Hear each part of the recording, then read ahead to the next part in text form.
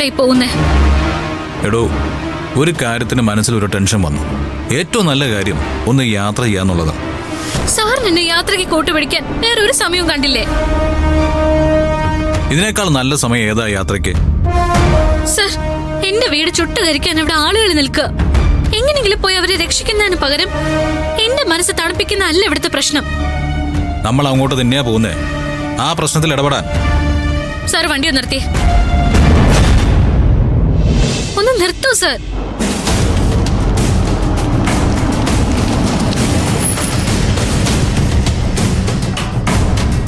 എന്തു പറ്റി? സാർ എന്റെ വീട്ടിലേക്ക് വരണ്ട. പിന്നെ വരാതെ? സാർ അങ്ങോട്ട് വന്നാ പ്രശ്നാ.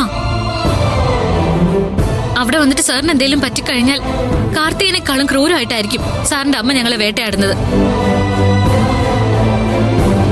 വേണ്ട സർ, ഞാൻ ഇവിടുന്ന് ഒരു ബസ് കയറി വീട്ടിൽ പോയിക്കോളാം. സാർ ഈ പ്രശ്നത്തിൽ ഇടപെടാൻ ഞാൻ സമ്മതിക്കില്ല.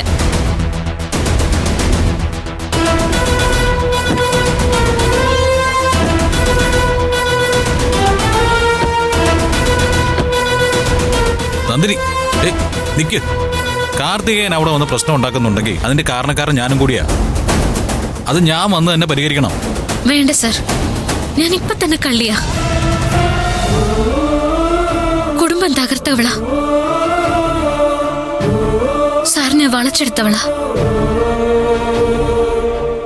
ഒരു പെണ്ണിനെ കേൾക്കാവുന്ന എല്ലാ ചീത്ത പേരും എന്റെ തലയിലുണ്ട്. ഇനി സാറിനെ കൊണ്ടുപോയി കൊലയ്ക്ക് കൊടുത്തു എന്ന പേരും കൂടി എനിക്ക് വാങ്ങിച്ചു തരരുത്. തനിക്ക് വേണമെങ്കിൽ തനിച്ചു പോവാം. പക്ഷേ അതിനു മുമ്പ് ഒന്ന് രണ്ട് കാര്യങ്ങൾ താൻ എന്നോട് പറയണം. എന്താ? താൻ ഇത്രയും കാലം എന്നോട് കാണിച്ച കരുതലും സ്നേഹവും കള്ളമായിരുന്നു. ഞാൻ കുടിച്ചു കുഴഞ്ഞു വന്നിട്ട് പോലും എന്നെ കാത്തിരിക്കുന്നത്, എന്റെ കാര്യങ്ങൾ ഒന്നുപോലും വിട്ടുവീഴ്ചയില്ലാതെ ചെയ്യുന്നത്, അതൊക്കെ കള്ളമായിരുന്നു നന്ദിനി. അല്ല, അതൊക്കെ എന്റെ ചുമതലയല്ലേ, ഒരു ജോലിക്കാരുടെ ചുമതല.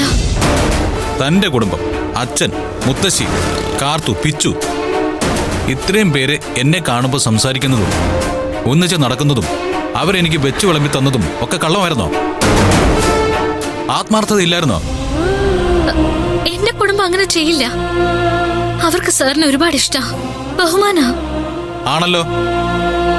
എന്റെ കുടുംബത്തിൽ നിന്ന് എനിക്ക് കിട്ടാത്ത ബഹുമാനം, സ്നേഹം, പരസ്പര ധാരണ, അതൊക്കെ എനിക്ക് കിട്ടിയത് തന്റെ കുടുംബത്തിൽ നിന്നാ.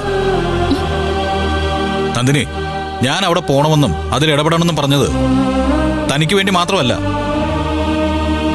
കൊല്ലാൻ വരുന്നവരുടെ മുമ്പിൽ കൈകൂപ്പി നിൽക്കുന്ന തന്റെ അച്ഛനെ ഞാൻ കാണാറുണ്ട്. അത് എന്റെ അച്ഛനാ. ദൈവത്തിനെ വിളിച്ച് കരയുന്ന മുത്തശ്ശിയുണ്ടല്ലോ, അതെന്റെ മുത്തശ്ശിയാ. കാർത്തികയും പ്രിയങ്കയും ഞാൻ സ്നേഹിക്കുന്ന എന്റെ അനിയത്തിമാരാ. അവർക്ക് വേണ്ടി എനിക്കതിൽ ഇടപെടണം.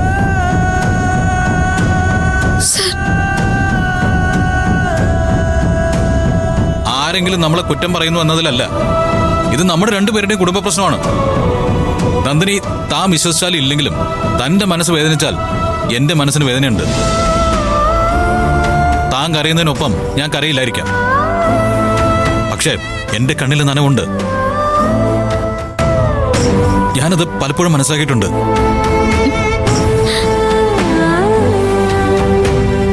ഞാൻ ഈ പറഞ്ഞതൊക്കെ സത്യമാണെന്ന് തനിക്ക് തോന്നുന്നുണ്ടെങ്കിൽ, തന്റെ കുടുംബത്തുള്ളവരെ സ്നേഹിക്കാൻ എനിക്ക് അർഹതയുണ്ടെന്ന് തനിക്ക് തോന്നുന്നുണ്ടെങ്കിൽ വരാൻ എന്നെ സമ്മതിക്കണം.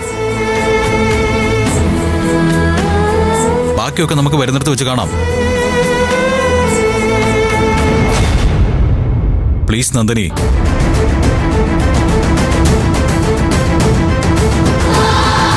നന്ദിനി,